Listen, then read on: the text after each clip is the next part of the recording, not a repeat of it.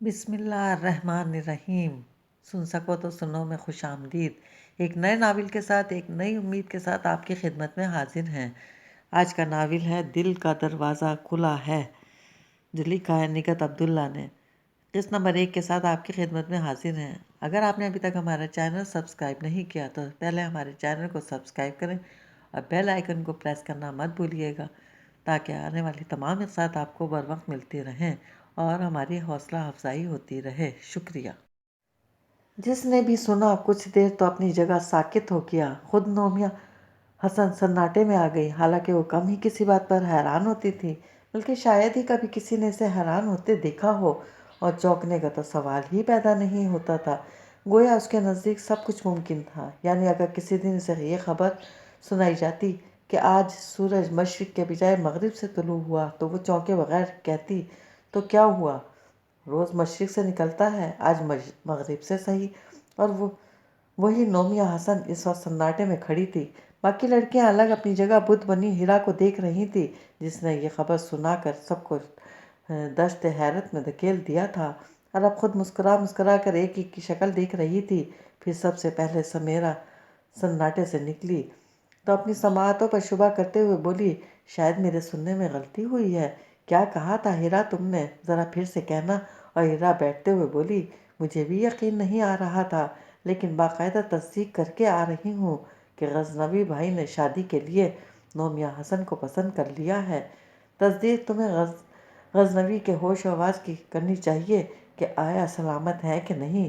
اس بار نومیہ سناٹے سے نکل کر بولی تو سیما نے اسے دیکھ کر مزید حیرت کا اظہار کیا، یعنی تمہیں بھی یقین نہیں آ رہا؟ ہاں نومیہ، تمہارے لیے تو کوئی بات نئی ہوتی نہیں ہے، نہ اہم، بلکہ کسی بھی وقت کچھ بھی ہو سکتا ہے۔ پھر سمیرا نے اسے متوجہ کر کے کہا تو کندھے اچکا کر بولی، میں حیران نہیں ہوں بلکہ تشویش میں مبتلا ہوں۔ کیا مطلب؟ مجھے غزنوی کی دماغی حالت پر شبہ ہو رہا ہے، یعنی ان کا کوئی سکرو ڈھیلا ہو گیا ہے، اور یہ بڑی خطرناک بات ہے۔ وہ کہہ کر خود ہی ہنسی، جبکہ باقی سب نے برا سا منہ بنایا، کیونکہ غزنوی کے بارے میں یہ بات کسی کو پسند نہیں آئی تھی۔ میں ٹھیک کہہ رہی ہوں؟ وہ سب کی ناگواری محسوس کرنے کے باوجود بات نہیں آئی، بلکہ دھڑلے سے بولی، یقیناً غزنوی کا دماغ خراب ہو گیا ہے۔ خود ہی سوچو، کل تک جو شخص مجھ سے بات کرنا بھی پسند نہیں کرتا تھا، وہ آج مجھ سے شادی کی بات کر رہا ہے، تو اس کے ہوش و حواس مشتبہ ہوئے کہ نہیں؟ جاؤ بڑے ابا سے کہو انہیں فوراً کسی مینٹل ہاسپٹل لے جائیں۔ توبہ نومیہ، ایسے خوفناک باتیں تو نہ کرو۔ ہیرا نے اسے تصور کی جھرجھری لے کر اسے ٹوکا، اور رجو یہاں خوفناک حالات پیدا کرنے والی ہیں، اور وہ جو یہاں خوفناک حالات پیدا کرنے والے ہیں، یعنی جب غزنوی کو دورے پڑیں گے تو کبھی زور زور سے چیخیں گے، چلائیں گے، اور کبھی اونچے اونچے کہہ کے ہا ہا ہا۔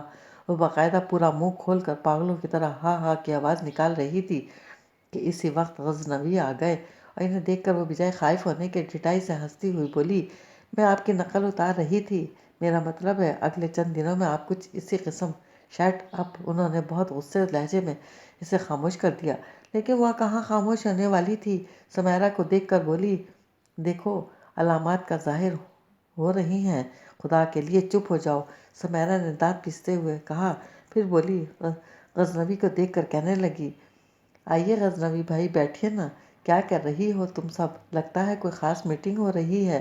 انہوں نے سب کو دائرے میں بیٹھے دیکھ کر کہا، میں غزنوی بھائی، ہم تو بس یوں ہی آپ کی دماغی حالت پر تبصرہ کر رہی تھی۔ اس نے سیما کی بات درمیان میں ہی اچک لی، تو جہاں باقی سب لڑکیاں سٹ پٹا گئیں، وہاں غزنوی اسے کڑی نظروں سے گھورتے ہوئے بولا، کیا مطلب ہے تمہارا؟ پہلے یہ بتائیں، مجھ سے شادی کا فیصلہ آپ نے دل سے کیا ہے یا دماغ سے؟ اس سے ہر قسم کی بے باکی اور بدتمیزی کی توقع کی جا سکتی تھی۔ پھر بھی لمحہ بھر کو غزنوی چکرا گئے۔ وہ یہ امید نہیں تھی کہ سب کی موجودگی میں وہ براہ راست ایسا کوئی سوال کرے گی۔ بہرحال فوراً سنبھل کر آگے بڑھے اور اسے کلائی سے تھام کر تقریباً گھسیٹتے ہوئے اپنے کمرے میں لے آئے۔ اس دوران اپنی کلائی چھڑانے کی کوشش میں اس نے ان کے بازو اور ہاتھ کو بری طرح اپنے ناخنوں سے نوچ ڈالا، اس کے باوجود ان کی گرفت ڈھیلی نہیں ہوئی، اور کمرے میں آتے ہی انہوں نے ایک جھٹکے سے اس کا بازو موڑ کر کمر کے پیچھے کر لیا، جس سے وہ چیخ پڑی، یہ کیا بدتمیزی ہے؟ چھوڑے میرا ہاتھ، انہوں نے دھکا دے کر اسے صوفے پہ گرا دیا، پھر چبا چبا کر بولے، تم میں شرم و حیا، لحاظ اور مروت کی اگر کمی ہے تو اس کا یہ مطلب نہیں کہ تم علی العلان اس کا اظہار بھی کرو، گویا تم اپنے آپ کو بہت سمارٹ سمجھتی ہو۔ میں خود کو کچھ بھی سمجھوں یا کچھ بھی کروں، آپ کون ہوتے ہیں مجھے ٹوکنے والے؟ وہ تنک کر بولی، ابھی تو میں صرف تمہارا امزاد ہوں، اور اس ناطے میں بھی تمہیں ٹوکنے کا حق رکھتا ہوں۔ جی نہیں، ایسا کوئی حق نہیں ہے آپ کا۔ اگر روب جمانے کا اتنا ہی شوق ہے تو سیما، ہیرا وغیرہ موجود ہیں، ان پر اپنا شوق پورا کر لیں۔ میں کسی کے روب میں نہیں آنے والی، وہ برابر سے جواب دے کر انہیں تیج دلا رہی تھی، لیکن وہ بڑے ضبط سے بولے، جانتا ہوں۔ جانتے ہیں تو مجھے لے کر کیوں آئے ہیں؟ تمہاری بات کا جواب دینے کہ تم سے شادی کا فیصلہ میرے دل اور دماغ کا مشترکہ فیصلہ ہے۔ تمہیں کوئی اعتراض ہے؟ ہاں۔ اس نے یقیناً ہاں کہنے کے لیے منہ کھولا تھا تو فوراً روک کر کہنے لگے، ایک منٹ، ابھی نہیں، اچھی طرح سوچ کر جواب دینا۔ Now get last. ان کے آخری الفاظ پر وہ بری طرح سلگ گئی۔ میں خود نہیں آئی، آپ لے کر آئے ہیں مجھے۔ بڑے آئے گیٹ لاسٹ کہنے والے۔ اور اچھی طرح سن لیں، میں ہرگز ہرگز آپ سے بلکہ کسی سے بھی شادی نہیں کروں گی، یہ میرا فیصلہ ہے۔ وہ اپنی بات ختم کرتے ہی دندناتی ہوئی ان کے کمرے سے نکل آئی۔ سر غصے میں تھی، دل چاہ رہا تھا چیخ چیخ کر سارا گھر سر پر اٹھا لے۔ اگر اس وقت بڑے ابا گھر میں موجود نہ ہوتے تو ضرور ایسا ہی کرتی۔ میں ایک ان سے ہی تو کچھ ڈرتی تھی، باقی تو کسی کا کوئی لحاظ نہیں تھا۔ اپنے کمرے میں آ کر مسلسل بڑبڑانے کے ساتھ خواہ مخواہ چیزیں اٹھا اٹھا کر پٹکنے لگی، جس سے امی کو گود میں سوئی ننھی سامع ڈر کر رونے لگی تو امی اس پر بگڑنے لگی۔ دماغ خراب ہے تمہارا، احساس نہیں؟ بچی کو کچی نیند سے اٹھا دیا، یہ سو رہی تھی۔ اس نے جھپٹنے کے انداز میں سال بھر کی سامع کو امی کی گود سے اٹھا کر بیڈ پر پٹک دیا اور غصے سے بولی، کتنی بار کہا ہے اسے گود میں مت سلایا کریں، کیسی ظالم ماں ہو تم، کس بے دردی سے پٹکا ہے بچی کو۔ امی تعصب سے کہتی ہوئی سامع کو اٹھانے آگے بڑھیں، وہ درمیان میں کھڑی ہو گئی، مت اٹھائیں اسے، ہٹو پرے۔ امی نے اسے دھکا دے کر سامنے سے ہٹایا اور فوراً سامع کو اٹھا کر سینے میں بھینچ لیا، پھر اس پر بگڑنے لگی۔ اس ننھی سی جان نے تمہارا کیا بگاڑا ہے جو سارا غصہ اس پر نکالتی ہو؟ اگر اپنے دل میں اس کے لیے نرمی پیدا نہیں کر سکتی تو سختی بھی مت کرو، ورنہ یہ کبھی تمہیں ماں نہیں سمجھے گی۔ اس کے نہ سمجھنے سے حقیقت تو نہیں بدل جائے گی۔ وہ ایسے ہی غصے سے سر جھٹک کر بولی، آخر تم اس سے کس بات کا بدلہ لے رہی ہو؟ میں اس سے بدلہ نہیں لے رہی، غلط سمجھتی ہیں آپ۔ وہ پھٹ پڑی، میں اس کی ماں ہوں، مجھ سے زیادہ کون پیار کر سکتا ہے اس سے، لیکن میں اسے اپنا محتاج نہیں بنانا چاہتی جیسے آپ نے مجھے بنایا۔ زندگی میں کہیں اونچ نیچ آئی، آپ میرے سامنے ڈھال بن گئی، زمانے کے سرد و گرم کی کبھی مجھے ہوا تک نہیں لگنے دی، نتیجہ آپ کے سامنے کھڑی ہوں، ماتھے پر طلاق کا لیبل سجائے، اور میں اس کے ساتھ ایسا نہیں چاہتی۔ امی ششدر اسے دیکھ رہی تھیں۔ جب وہ خاموش ہوئی تو نظریں چراتی ہوئی بولیں، سال بھر کی بچی کو پتہ نہیں تم کیا سکھانا چاہتی ہو، اسی وقت سے سیکھے گی کہ راستے کے کانٹے اسے خود چننے ہیں، کوئی دوسرا آ کر اس کے لیے اپنے ہاتھ زخمی نہیں کرے گا، تب بھی چبھن اس کے ہونٹوں میں اترے گی۔ وہ اپنی بات کہہ کر کمرے سے نکل گئی اور امی نے اچانک بھر آنے والی آنکھوں کو بند کر کے پیشانی ننھی سامع کے سر پر ٹکا دی۔ کچھ لوگوں کو نصیب بھی ورثے میں ملتا ہے، امی اور اس کے نصیب میں فرق صرف اتنا تھا کہ امی جب اس کی عمر کی تھی تو ان کے نصیب نے انہیں بیوگی کی چادر اڑا دی تھی۔ اس وقت صرف 1 سال کی تھی، ابھی باپ کی شفیق آغوش میں ہموکنا سیکھ رہی تھی کہ بس اچانک ہی دماغ کی نسیں پھٹ جانے سے ابو کا انتقال ہو گیا۔ امی کی دنیا اندھیر ہو گئی، اتنا چاہنے والا شوہر یوں اچانک داغ مفارقت دے گیا کہ وہیں نہ اس صحنے سے سنبھل نہیں سکی تھیں۔ اس وقت دادا دادی حیات تھے۔ جوان بیٹی کی موت کا صدمہ ایسا تھا کہ دادی بمشکل 2 مہینے خود کو گھسیٹ سکیں، پھر وہ بھی بیٹے سے جا ملیں۔ پھر عدت کے دن تمام ہونے پر جب امی کے والدین انہیں لینے آئے تو دادا کے لیے ایک اور آزمائش تھی۔ وہ نہیں چاہتے تھے کہ ان کے بیٹے کی نشانی ان سے دور ہو، لیکن حقیقت پسند انسان تھے۔ امی کی عمر کو دیکھتے ہوئے انہوں نے روکنے کی کوشش نہیں کی۔ اس وقت اگر ان کا اپنا کوئی بیٹا غیر شادی شدہ ہوتا تو امی کو اس سے عقدثانی پر مجبور کرتے، لیکن کوئی نہیں تھا اور وہ جانتے تھے کہ ان کے والدین انہیں زیادہ عرصے تک مٹھائی نہیں رکھیں گے، اس لیے اسی وقت انہوں نے ان سے درخواست کی تھی کہ کوئی دوسرا شخص اگر خوشی سے نومیہ کو قبول کرے تو ٹھیک، ورنہ بچی کو انہیں دے دیا جائے۔ پھر امی تقریباً 1 سال اپنے میکے میں رہیں۔ اس دوران ان کے والدین نے ان پر دوسری شادی کے لیے بہت زور دیا، مجبور کیا، اور جب زبردستی کرنے لگے تو امی نومیہ کو لے کر پھر دادا کے پاس آ گئیں۔ اپنی مرضی سے آئی تھی اور ان کا اپنا فیصلہ تھا کہ ساری زندگی اس گھر کی نوکری کریں گی لیکن دوسری شادی نہیں کریں گی۔ نوکری کیوں کرتی؟ دادا نے بیٹے سے وفاداری نبھانے پر نہ صرف بہو اور پوتی کو اپنی پناہ میں لے لیا بلکہ وہ جو تھوڑی بہت جائیداد بانٹنی تھی اسے تقسیم کر کے مرحوم بیٹے کا حصہ اسی وقت بہو کے نام کر دیا تاکہ وہ کسی کی محتاج نہ رہیں۔ وہ کہ اس وقت امی کی عمر زیادہ نہیں تھی، نہ ہی وہ سمجھ بوجھ رکھنے والی خاتون تھیں۔ بس بعض اوقات انسان کم عمر ہی اور ناسمجھی میں بڑے فیصلے کر لیتا ہے اور پھر پانی ساری زندگی اپنے فیصلے پر قائم رہنے کی کوشش میں گزر جاتی ہے۔ اگر اگلے 3-4 سالوں میں دادا جان کے بعد امی کو احساس ہوا بھی تو انہوں نے خود کو مجبور اور بے بس پایا، کیونکہ پیچھے سب کشتیاں جلا چکی تھیں اور آگے کوئی راستہ نہیں تھا۔ اگر تھا بھی تو یہ خیال کہ کہیں کوئی یہ نہ کہہ دے کہ محض جائیداد میں حصہ کی خاطر آئیں اور دادا کی آنکھ بند ہوتے ہی چل دیں، گو کہ اس میں رتی برابر صداقت نہیں تھی، لیکن کنبے والے یہی کہتے اور کسی کو روک نہیں سکتی تھی۔ سیدھی سادی خاتون تھی۔ بہرحال دادا کے بعد جیٹھوں نے اپنے طور پر ان کا کافی خیال رکھا اور جیٹھانیوں کو انہوں نے خود کبھی شکایت کا موقع نہیں دیا۔ ان کی کل کائنات نومیہ تھی، اپنی زندگی ان کے لیے وقف کر دی، باقی نہ کسی کے لینے میں نہ دینے میں۔ البتہ سر پر صاحبان نہ ہونے کی وجہ سے خود کو بہت کمزور محسوس کرتی تھیں اور اندر سے ڈری ہوئی بھی رہتی تھی، ہر وقت یہ خیال کہ ان کی کوئی بات کسی کو بری نہ لگے۔ اگر جیٹھانیوں میں سے کوئی اپنے ہی کسی بچے پر خفا ہو رہی ہوتی تو یہ اپنی جگہ سہم کر نومیہ کو آغوش میں چھپا لیتی اور چھوٹی سی بچی کو بھی انہوں نے سہما کر رکھ دیا تھا۔ یہ نہ کرو، وہ نہ کرو، دوسرے بچے ذرا سی زیادتی پر حلق پھاڑ کر چیختے اور نومیہ کی آواز کو اسے اپنے سینے میں بھینچ کر روک دیتی۔ نتیجتاً وہ ان سے بھی زیادہ بزدل نکلی۔ اس کے مقابلے میں سمیرہ، ہیرا، سیما وغیرہ کافی تیز تھیں، حالانکہ بڑے ابا اور چھوٹے ابا خصوصاً لڑکیوں کے معاملے میں کافی سخت تھے، لیکن ان کی ماؤں نے کچھ توازن رکھا ہوا تھا۔ بچوں کی شرارتوں اور بدتمیزیوں پہ بجائے پردہ ڈالنے کے بڑے آرام سے کہہ دیتی کیا ہوا، بچے ہی تو ہیں، جبکہ ان کی ہر بات امی اپنے سر لے لیتی اور یہ اس پر ظلم تھا کہ پھر اسے ہر بات پر امی کی طرف دیکھنے کی عادت ہو گئی۔ اور پھر زندگی کے اس موڑ پر جب امی ساتھ نہیں تھیں وہ اچانک کتنی تنہا ہو گئی، وہ بھی اتنی سی عمر میں۔ ابھی میٹرک کر کے ہی تو نکلی تھی کہ امی کو معمولی بخار کے بعد یہ وہم ہو گیا کہ جیسے وہ زندہ نہیں رہیں گی، بس ہر دم اسی کی فکر اور یہ کہ ایک ہی بیٹی ہے، اس کی خوشی دیکھ لیں۔ بڑے ابا چھوٹے ابا نے امی کو بہت سمجھایا کہ لیکن وہ رو رو کر منتیں کرتی کہ میری زندگی میں نومیہ کی شادی ہو جائے۔ اس وقت گھر کا کوئی لڑکا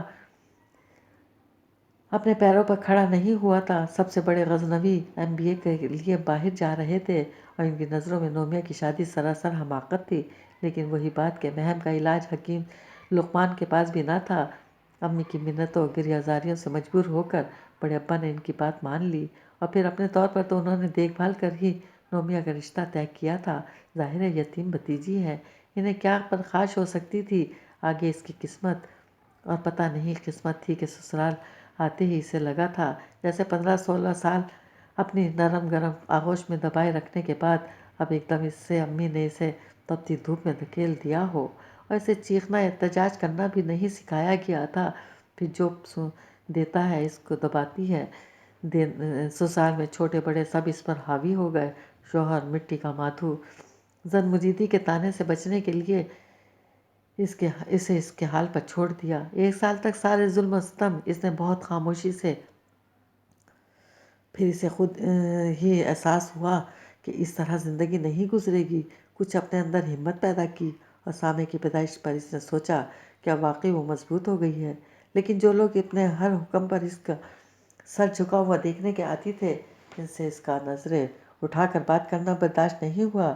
بیٹی کی پیدائش پر جہاں اسے اپنی مضبوطی کا احساس ہوا انہوں نے اسے جڑ سے ہی اکھاڑ پھینکا۔ پہلے بے اولادی کے طعنے تھے، پھر بیٹی پیدا کرنے کے جرم میں نکال باہر کیا۔ بڑے ابا تو پہلے ہی شادی کرنے کے حق میں نہیں تھے، پھر بھی انہوں نے مصالحت کی کوشش کی، لیکن ان کی ایک شرط تھی کہ وہ سسرال میں نہیں رہے گی، میاں اسے الگ گھر لے کر دے، اور یہ کوئی ایسا ناجائز مطالبہ بھی نہ تھا، لیکن اس مطالبے کے جواب میں دھڑ سے طلاق نامہ بھیج کر قصہ ہی ختم کر دیا گیا۔ اور اس میں قصور کس کا تھا؟ اگر واقعی قسمت خراب تھی تب بھی اس نے الزام امی کو دیا۔ اچھا ہوا آپ نے اپنی زندگی ہی میں سب کچھ دیکھ لیا، میری شادی سے بربادی تک۔ بہرحال اب وہ پہلے والی نومیہ نہیں رہی تھی۔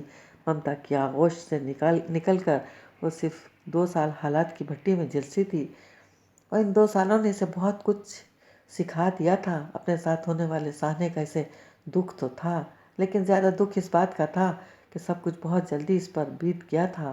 اس کے ساتھ کہ ہیرا اب 3rd ایئر میں تھی، جبکہ سمیرا اور سیما BA فائنل کے امتحان دے کر فارغ ہوئی تھیں۔ کیسی بے فکری زندگی تھی ان کی! انہیں دیکھ کر اس کا یہ احساس شدید ہو جاتا کہ اس کے ساتھ اچھا نہیں ہوا۔ اپنی زندگی تو وہ جی ہی نہیں پائی، اور اس کی زندگی بس اتنی ہی تھی۔ اب تو اسے سامے کے لیے جینا تھا، اور سامیہ کے لیے نہ تو وہ امی جیسی بنے گی اور نہ ہی اسے اپنے جیسا بننے دے گی۔ اس سوچ کے ساتھ کس وقت وہ اس ننھی سی جان سے بڑی زیادتی کر جاتی تھی جس پر ہیرا نے اسے ظالم ماں کا خطاب دے رکھا تھا۔ سیما کا کہنا تھا کہ وہ شوہر کی بے وفائی اور سسرال والوں کی زیادتیوں کا بدلہ اس سے لے رہی ہے، اور سمیرا تو سرے سے سامیہ کو اس کی بچی ماننے سے ہی انکار تھی، جبکہ لڑکے ابھی تک کسی کی ذات سے الجھے ہوئے تھے، بلکہ باقاعدہ ریسرچ کر رہے تھے کہ وہ ایک دم سے کیسے بدل گئی ہے، کہاں تو ذرا سی بات پر چونکتی اور سہم جاتی تھی، اور اب یہ عالم ہے کہ کسی کا کوئی لحاظ ہی نہیں، یہاں تک کہ جس روز غزنوی MBA کر کے لوٹے تو سب کے درمیان اس نے انہیں بھی نہیں بخشا تھا۔ ارے آپ تو چھڑے چھاٹ واپس آ گئے، لگتا ہے کسی میم نے لفٹ ہی نہیں کرائی۔ اور غزنوی کے بری طرح گھورنے پر بولی تھی، دل برداشتہ ہونے کی ضرورت نہیں ہے، یہاں بہت لفٹ ملے گی۔ اور غزنوی کو خطوط کے ذریعے اس کے حالات سے آگاہی تو تھی، لیکن یہ نہیں جانتے تھے کہ حالات اس پر اس طرح اثر انداز ہوئے ہیں، بلکہ ان کا خیال تھا کہ وہ جو پہلے ہی کمزور اور بزدل قسم کی لڑکی تھی اب تو ایک دم ہی ٹوٹ پھوٹ کر رہ گئی ہوگی۔ حقیقتاً دیار غیر میں جب کبھی انہیں اس کا خیال آتا تو پھر وہ کتنی دیر تک اس کے لیے کٹتے رہتے کہ اس کے ساتھ اچھا نہیں ہوا، ابھی اس کی عمر ہی کیا ہے، یہ اس کی بے فکری کے دن تھے اور وہ اتنی فکروں میں گر گئی ہوگی۔ انہیں اس سے ہمدردی محسوس ہوتی، اور یہاں آ کر ساری ہمدردی غصے میں بدل گئی تھی، خصوصاً جب وہ انہیں نام لے کر پکارتی تو ان کا دماغ گھوم جاتا، کیونکہ گھر میں سب سے بڑے ہونے کے باعث انہیں شروع ہی سے ایک مقام حاصل تھا، اور ترتیب کے حساب سے وہ سب سے آخری نمبر پر تھی، یعنی سب سے چھوٹی۔ اور جب انہوں نے عمروں کا فرق جتا کر ٹوکا تو دھڑلے سے بولی تھی، عمروں کا فرق کوئی اہمیت نہیں رکھتا، میں بچی کی ماں ہوں اور آپ کی تو ابھی شادی بھی نہیں ہوئی۔ گویا ماں ہونے کا زوم ہے۔ انہوں نے سر تاپا اسے دیکھا تو بس ویسی ہی دبلی پتلی سمارٹ سی کیوں نہ ہو، ہر ایک کے حصے میں تھوڑی آتا ہے یہ زوم، وقت آنے پر سب کے حصے میں آتا ہے، لیکن تمہاری طرح کوئی آپے سے باہر نہیں ہو جاتا، وقت آنے پر نہ، اور مجھے کیونکہ وقت سے پہلے حاصل ہو گیا ہے اس لیے شٹ اپ۔ وہ اس کے برابر سے جواب دینے پر سختی سے ٹوک کر بولے تھے، میں تم سے بحث نہیں کرنا چاہتا، بس اتنا سن لو کہ آئندہ مجھ سے بات کرتے وقت کسی زوم کے بجائے میری اور اپنی عمر کے فرق کو ذہن میں رکھنا مشکل ہے۔ وہ کہہ کر فوراً ان کے سامنے سے ہٹ گئی تھی۔ پھر غزنوی نے خود ہی اس سے بات کرنی چھوڑ دی، شاید اپنی بڑائی اور عزت قائم رکھنے کا یہی طریقہ ان کی سمجھ میں آیا تھا۔ اسے دیکھ کر یوں نظر انداز کر جاتے جیسے اس کا وجود ہی نہ ہو، اور اسے ہرگز پرواہ نہیں تھی، لیکن کسی وقت محض انہیں چھیڑنے کی خاطر کوئی ایسی بات کہہ جاتی جس سے وہ دل ملا جاتے تھے۔ غصہ ان کی آنکھوں سے چھلکنے لگتا، اور جیسے بس نہیں چلتا تھا کہ اس کی گردن دبا دیں۔ گھر میں سب ہی جانتے تھے کہ وہ اس سے کتنی خار کھاتے ہیں، جبھی تو ان کی شادی کے فیصلے نے سب کو حیران کر دیا تھا۔ پھر اگلے 2 دن لڑکیوں کے پاس اور کوئی موضوع ہی نہیں تھا، اور اس ایک موضوع پر ہر پہلو سے اظہار خیال ہو رہا تھا، ساتھ ساتھ الجھن بھی ہو رہی تھی۔ ایک معمہ تھا یا الجھی ڈور جس کا سرا ڈھونڈنے میں لگی ہوئی تھیں۔ غزنوی بھائی جذباتی تو ہو نہیں سکتے، سیما کے خیال سے فوراً اتفاق کیا گیا، اور نہ ہی وہ طوفانی عشق میں مبتلا ہو سکتے ہیں۔ بالکل ٹھیک، میرا خیال ہے انہیں نومیہ سے ہمدردی ہو گئی ہے اور وہ اس کے دکھ سمیٹنا چاہتے ہیں۔ ہیرا نے اپنے خیال کا اظہار کرتے ہوئے سیما اور سمیرا کو یوں دیکھا جیسے وہ اس سے اتفاق کریں گی۔ دکھ؟ وہ دونوں ہنسی۔ بے وقوف لڑکی، تمہیں نومیہ کہاں سے دکھی نظر آتی ہے؟ نظر نہیں آتی تو اس کا یہ مطلب تو نہیں ہے کہ اسے اپنے ساتھ ہونے والے المیہ کا دکھ ہی نہیں ہوگا۔ یہ تو ہے۔ سمیرا نے اتفاق کر لیا۔ پھر کہنے لگی، لیکن غزنوی بھائی کو اس کے اندر جھانکنے کی فرصت کہاں ہے؟ اور کیا وہ اس سے بات بھی نہیں کرتے؟ پھر دیکھیں، بلکہ دیکھتے ہی کترا کر نکل جاتے ہیں۔ پھر ہمیں نومیہ کی بات سے اتفاق کر لینا چاہیے کہ غزنوی بھائی کا کوئی اسکرو ڈھیلا ہو گیا ہے۔ ہیرا نے کہا تو سمیرا اچھل پڑی۔ اسے اپنے بھائی کے لیے وہ بات پسند نہیں آئی تھی۔ چیخ کر بولی، نومیہ کا اپنا دماغ خراب ہے۔ اتفاق سے وہ سنتی ہوئی آ گئی اور بجائے برا ماننے کے ڈٹائی سے بولی، کیا ابھی بھی میرا دماغ خراب نہیں ہوگا؟ یعنی مجھ سے بڑے سب کنوارے بیٹھے ہیں اور میری دوسری شادی کی بات ہو رہی ہے۔ واہ کیا قسمت ہے میری! یہاں مذاق نہیں ہو رہا۔ سیما نے انتہائی سنجیدگی سے اسے ٹوکا تو اس نے پہلے ایک کی شکل دیکھی، پھر کہنے لگی، تم لوگ تو واقعی سنجیدہ ہو۔ مسئلہ کیا ہے مجھے بتاؤ۔ مذاق میں نہیں اڑانا، اور سچ سچ بتاؤ۔ بس جب غزنوی بھائی تمہیں گھسیٹتے ہوئے اپنے کمرے میں لے گئے تھے تو انہوں نے کیا کہا تھا تم سے؟ سیما نے اسے یاد دلاتے ہوئے پوچھا تو وہ غزنوی کے لہجے کی نقل اتارتی ہوئی بولی، کہہ رہے تھے، تم سے شادی کا فیصلہ میرے دل اور دماغ کا مشترکہ فیصلہ ہے، تمہیں کوئی اعتراض ہے کیا؟ پھر تم نے کیا کہا؟ ہیرا کی بے صبری پر وہ لاپرواہی سے بولی، یہی کہ میں ہرگز ہرگز شادی نہیں کروں گی۔ پھر تو واقعی تمہارا دماغ خراب ہے۔ اتنے اچھے پرپوزل کو اس نے چیخ کر ہیرا کو خاموش کرایا۔ پھر کہنے لگی، غزنوی میرے لیے اجنبی نہیں ہے، انہیں میں بھی اتنا ہی جانتی ہوں جتنا تم سب، یعنی ان کی تمام خوبیوں سے واقف ہوں۔ اس کے باوجود شادی نہیں کروں گی۔ کیوں؟ تینوں ایک ساتھ بولیں۔ خاصا جارحانہ انداز تھا۔ زبردستی ہے کیا؟ بس نہیں کروں گی، میری مرضی۔ وہ بھی تنک کر بولی، اور اب ظاہر ہے اس کی مرضی کے خلاف کچھ نہیں ہو سکتا تھا۔ غزنوی اپنا فیصلہ سنا چکے تھے اور بڑے ابا نے امی سے بھی بات کر لی تھی۔ ظاہر ہے امی کو اور کیا چاہیے تھا؟ گھر کا لڑکا، وہ بھی لائق فائق۔ انہوں نے بخوشی اس کا اختیار بڑے ابا کو سونپ دیا۔ پہلے بھی انہوں نے اس سے نہیں پوچھا تھا اور ابھی بھی انہوں نے ایسا کوئی ارادہ نہیں تھا، لیکن اب وہ پہلے والی نومیہ نہیں تھی کہ خاموشی سے سر جھکا دیتی۔ بس کچھ دیر خاموشی سے دیکھتی رہی، کیونکہ ان دنوں سمیرا کی کہیں بات چل رہی تھی اور وہ نہیں چاہتی تھی کہ اس دوران کوئی ہنگامہ کھڑا کرے۔ البتہ سمیرا کی بات طے ہو جانے کے بعد جب اس نے سنا کہ بڑے ابا کا ارادہ دونوں شادیاں ایک ساتھ کرنے کا ہے، تب پہلے اس نے امی کے سامنے زبان کھولی کہ وہ بڑے ابا کو صاف انکار کر دیں، لیکن امی نے صاف اپنا دامن بچا لیا۔ میں کیسے انکار کر سکتی ہوں؟ اور وہ میری مانیں گے کب؟ ان کے لیے جیسے سمیرا ہے ویسے تم بھی، کوئی فرق نہیں رکھا انہوں نے۔ پھر میں کیسے تم پر صرف اپنا حق جتا سکتی ہوں؟ وہ سمجھ گئی اس سے مزید کچھ کہنا فضول ہے، اور وہ براہ راست بڑے ابا سے کہنا بہت مشکل تھا۔ آتے جاتے غزنوی کو سنا کر کہنے لگی، ضرور ان لوگوں میں کوئی خامی ہوتی ہے جو اچھی لڑکیوں کو چھوڑ کر طلاق یافتہ سے شادی کرتے ہیں۔ 2 دن غزنوی اس کی بکواس سن کر نظر انداز کرتے رہے، اور جب ان کی برداشت کی حد ختم ہو گئی تب پھر اسے گھسیٹتے ہوئے لے آئے۔ آخر ان باتوں سے تمہارا کیا مقصد ہے؟ انہوں نے جتنے غصے سے پوچھا وہ اتنے ہی آرام سے بولی، بہت واضح کہ آپ مجھ سے شادی سے باز آ جائیں۔ یہ تو میں بھی سمجھتا ہوں، لیکن آخر کیوں شادی نہیں کرنا چاہتی تم؟ پہلی شادی کی ناکامی سے خوفزدہ ہو یا؟ میں کسی بات سے خوفزدہ نہیں ہوں، وہ فوراً بول پڑی۔ پھر وہ مجسم سوال یا نشان بن گئے، جس سے وہ چڑ کر بولی، پھر کیا؟ بس مجھے نہیں کرنی شادی۔ وہی تو پوچھ رہا ہوں، کیوں؟ دیکھو جب تک تم ٹھوس وجہ نہیں بتاؤ گی تمہاری کوئی بات نہیں سنی جائے گی۔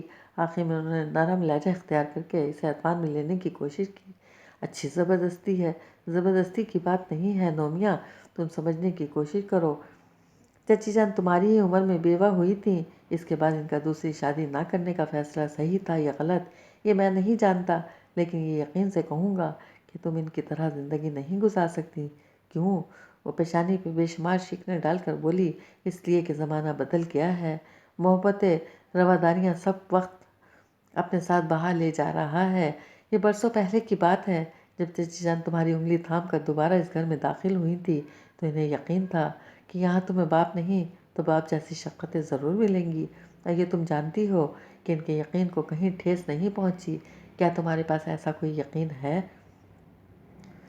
انہوں نے اچانک اسے سامنے کا احساس دلایا اور ابھی وہ جواب نہیں دے پائی تھی تو کہنے لگے، میں سامیہ کے ددیالی کی نہیں یہاں کی بات کر رہا ہوں، یہاں بھی کوئی نہیں ہے، سب اپنی اپنی زندگیوں میں مصروف ہو جائیں گے، پھر تم سامیہ کی زندگی کے اس خلا کو کیسے پر کرو گی؟ اس کا باپ زندہ ہے غزنوی، اور جیتے جی باپ نے اسے جس شفقت سے محروم کر دیا وہ کوئی دوسرا بھی اسے نہیں دے سکتا۔ اس کے ناگوار سخت لہجے پر وہ رک کر بولے، میں جو دینا چاہتا ہوں، کیوں؟ اس لیے کہ وہ کچھ کہتے کہتے ایک دم خاموش ہو کر اسے دیکھنے لگے۔ جس طرح براہ راست ان کی آنکھوں میں آنکھیں ڈالے کھڑی تھی، اس سے وہ سمجھ گئے کہ اس وقت اسے سمجھانے اور احساس دلانے کی ان کی کوئی بھی کوشش کامیاب نہیں ہوگی۔ جب یہ بات ختم کرتے ہوئے بولے، میں تم سے بحث نہیں کرنا چاہتا، بس اتنا کہوں گا کہ اپنا نہیں تو سامیہ کا خیال کرو، اور میں آپ سے یہ کہوں گی کہ آپ کو سامیہ کی فکر کرنے کی ضرورت نہیں ہے۔ وہ انہی کے لہجے میں کہہ کر ان کے کمرے سے نکل گئی، اور یہ سوچ کہ آپ یہ قصہ ختم ہو گیا اور واقعی بات ختم ہو جانی چاہیے تھی، لیکن غزنوی جانے کیا سوچے ہوئے تھے کہ اس کے صاف انکار کے باوجود بھی اپنا فیصلہ واپس نہیں لیا، بلکہ یوں اطمینان سے تھے جیسے اس کے انکار کی کوئی اہمیت ہی نہ ہو۔ 2 روز بعد اس نے اتفاق سے امی اور بڑی اماں کو باتیں کرتے سن لیا، جس سے اسے پتہ چلا کہ غزنوی نے شادی سے منع نہیں کیا۔